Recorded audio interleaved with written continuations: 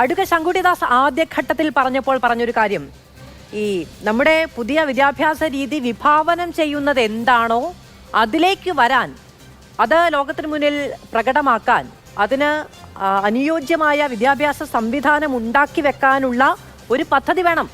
അതിനുവേണ്ടിയാണ് PMC പദ്ധതി ആവിഷ്കരിക്കുകയും നടപ്പിലാക്കുകയും ചെയ്യുന്നത്. NEP ഇപ്പോഴും ശക്തമായി എതിർക്കുകയാണ്. പക്ഷെ PMC പണം വേണം എന്നുള്ളത് കൊണ്ട് വേണം. അങ്ങനെയാണെങ്കിൽ നാളെ NEP നടപ്പിലാക്കാൻ നേരത്തും ഫണ്ട് ഓഫർ ചെയ്തിട്ടുണ്ട് എങ്കിൽ സ്വാഭാവികമായും അതും അംഗീകരിക്കപ്പെടുമോ?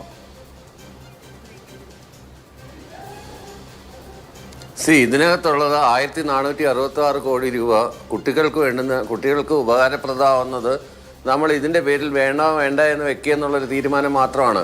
അതായത് 1976 42ാം അമെൻമെൻറ്റിനകത്ത് വരുത്തിയ മാറ്റത്തിൽ നിന്ന് സ്റ്റേറ്റ് ലിസ്റ്റിൽ നിന്ന് വിദ്യാഭ്യാസം കൺകറൻറ്റ് ലിസ്റ്റിലാക്കിയപ്പോഴത്തേക്കും അതിനകത്ത് നമ്മളുടെ ശ്രീ വീരേന്ദ്രകുമാർ എഴുതിയതുപോലെ ഗാട്ടും കാണാ ചരടുകളും എന്ന് പറഞ്ഞ കണക്കുപോലെ ഒരു കാണാ ചരട് ഇതിനകത്തുണ്ട്.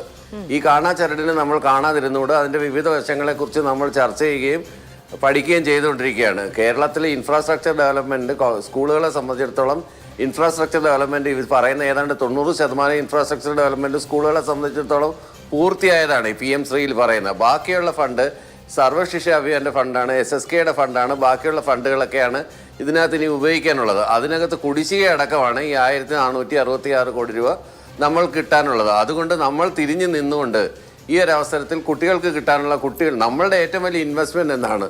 കേരളത്തിൻ്റെ ഏറ്റവും വലിയ ഇൻവെസ്റ്റ്മെൻറ്റ് എന്ന് പറയുന്നത് കുട്ടികളുടെ വിദ്യാഭ്യാസമാണ്. ആ കുട്ടികളുടെ വിദ്യാഭ്യാസം കാലാകാലമായി, അതായത് വർഷങ്ങളായിട്ട് തുടരുന്ന, ഒരുപക്ഷെ സ്വാതന്ത്ര്യാനന്തര ഇന്ത്യയിൽ പോലും തുടങ്ങി വന്ന കുട്ടികളുടെ വിദ്യാഭ്യാസത്തിൽ നിന്നാണ് നമ്മൾ ഇന്ന് ഈ കാണുന്ന സോ കോൾഡ് കേരള മോഡൽ ഉണ്ടാക്കിയിരിക്കുന്നത്. അപ്പോൾ അതിലേക്ക് വരുന്ന എല്ലാത്തിനെയും നമ്മൾ യൂട്ടിലൈസ് ചെയ്യുക എന്നുള്ളതാണ്. ശരിയാണ്, സംഘപരിവാറിന് അതിൻ്റെ അജണ്ടയുണ്ട്, NEPക്ക് അതിൻ്റെ അജണ്ടയുണ്ട്, ഇതിനകത്ത് കാവ്യവൽക്കരണം നടപ്പിലാക്കുന്നുണ്ട്.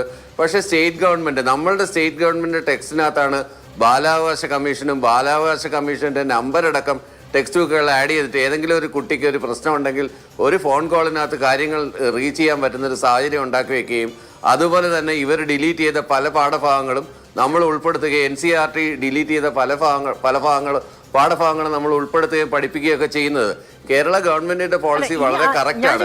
ഈ ഫണ്ട് മാത്രം വാങ്ങിക്കുക മാത്രമല്ല, ഫണ്ട് വാങ്ങിച്ചതുകൊണ്ട് സാധ്യത എത്രത്തോളം ബാക്കി ഉണ്ടാകും എന്നുള്ളതൊരു പ്രശ്നമാണ്. പിന്നെ ഈ പറയുന്ന ഏകാധിപത്യം, സ്വേച്ഛാധിപത്യം എന്നിവയൊക്കെ വന്ന് വളരെ സിമ്പിളായി നമ്മുടെ സ്വീകരണ മുറിയിലേക്ക് വരികയല്ലോ. ഇത്തരത്തിലുള്ള ഫണ്ട്, സാമ്പത്തികമായ സ്വാധീനം, ഇത്തരത്തിലുള്ള ബൗദ്ധികമായ സ്വാധീനം, അങ്ങനെ പലതും അതിൻ്റെ ഒപ്പം എത്തും. അതൊക്കെ സ്വീകരിക്കണം, അല്ലെങ്കിൽ അത് സ്വീകരിക്കലാണ് ഏറ്റവും പ്രധാനം എന്ന് വിചാരിക്കുകയാണെങ്കിൽ അതിനൊപ്പം തന്നെ അജണ്ടകൾ കൂടി വരും. ഇപ്പൊ അജണ്ടയുണ്ട് എന്ന് പറഞ്ഞത് ആരാണ്? ഇടതുപക്ഷമാണ്, CPM ആണ് പറഞ്ഞത്. അപ്പൊ അങ്ങനെ ഈ പറയുന്ന കാണാ ചരടുകൾ നേരത്തെ കാണാൻ കഴിഞ്ഞവർക്ക് ഈ ചരടിന്റെ അറ്റത്ത് കുറച്ച് നോട്ട് കെട്ടുണ്ടെങ്കിൽ ഓക്കെ എന്നാണോ?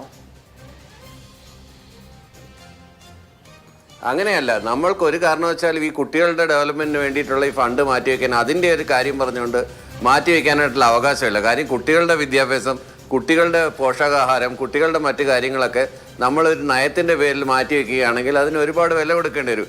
നയപരമായ തീരുമാനം നമ്മൾ നടപ്പിലാക്കണോ വേണ്ടേ എന്നുള്ള കാര്യങ്ങൾ നമുക്കിവിടെ ചർച്ച ചെയ്ത് തീരുമാനിക്കാവുന്ന വിഷയമുള്ളൂ. ഞാൻ നേരത്തെ പറഞ്ഞ കണക്കുപോലെ NCERT ഡിലീറ്റ് ചെയ്ത പാഠഭാഗങ്ങൾ എങ്ങനെയാണ് നമ്മൾ ഉൾപ്പെടുത്തി എന്നുള്ളത് പോലെ NEPയുടെ കാണാതുള്ള ഭാഗങ്ങളൊക്കെ നമ്മൾ നടപ്പിലാക്കുന്നത് മാൻഡേറ്ററിയാണ്. പലതും ഇല്ലെന്ന് ഞാൻ പറയുന്നില്ല, പല സാധനങ്ങളും മാൻഡേറ്ററിയാണ്, അടിച്ചേൽപ്പിക്കുന്ന രീതി തന്നെയാണ്.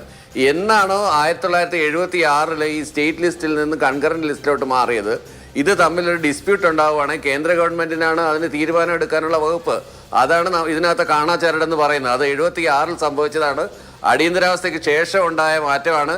അതിന് നമ്മൾ മിനി കോൺസ്റ്റിറ്റ്യൂഷനൊക്കെ വിളിക്കുന്ന ഒരവസ്ഥയിൽ നിന്നുണ്ടാക്കിയതാണ്. അതിൽ നിന്നാണ് BJP റീപ്പ് ചെയ്യാൻ ശ്രമിക്കുന്നത്. എല്ലാ സംസ്ഥാനങ്ങളെയും ഗൺ പോയിന്റിൽ നിർത്തി ഇത്തരത്തിലുള്ള മാർഗങ്ങൾ. കേരളം ഒരു ഐലൻഡ് ഒന്നുമല്ല, കേരളം ഇന്ത്യയുടെ ഭാഗമാണ്.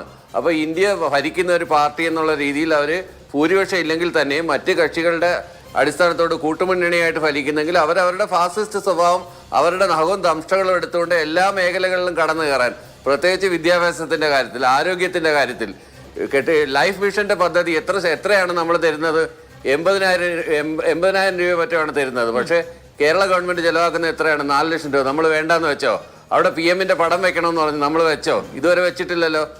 അതവിടെ PMന്റെ പ്രോഡക്റ്റ് ആക്കി അല്ലെങ്കിൽ PMന്റെ ബ്രാൻഡിങ് ആക്കി മാറ്റാനുള്ള നമ്മൾ ഇതുവരെ അനുവദിച്ചിട്ടില്ല.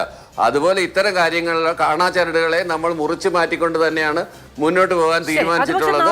അത് കേരളത്തിലെ പ്രബുദ്ധരായ ജനത തിരിച്ചറിയുകയും സതുദ്ദേശം 40%. അപ്പൊ തുക മാറുന്നുണ്ട് എന്നുള്ളത് ഒരു പ്രധാനമാണ്. പിന്നെ നമ്മളൊരു തുരുത്തല്ലെങ്കിലും ഈ നാട് വേറെയാണ് എന്നൊക്കെയല്ലേ നമ്മൾ സാധാരണ മ്യൂസിക് ഇട്ട് പറയാറ്. അതുകൊണ്ട് ചോദിച്ചാണ്.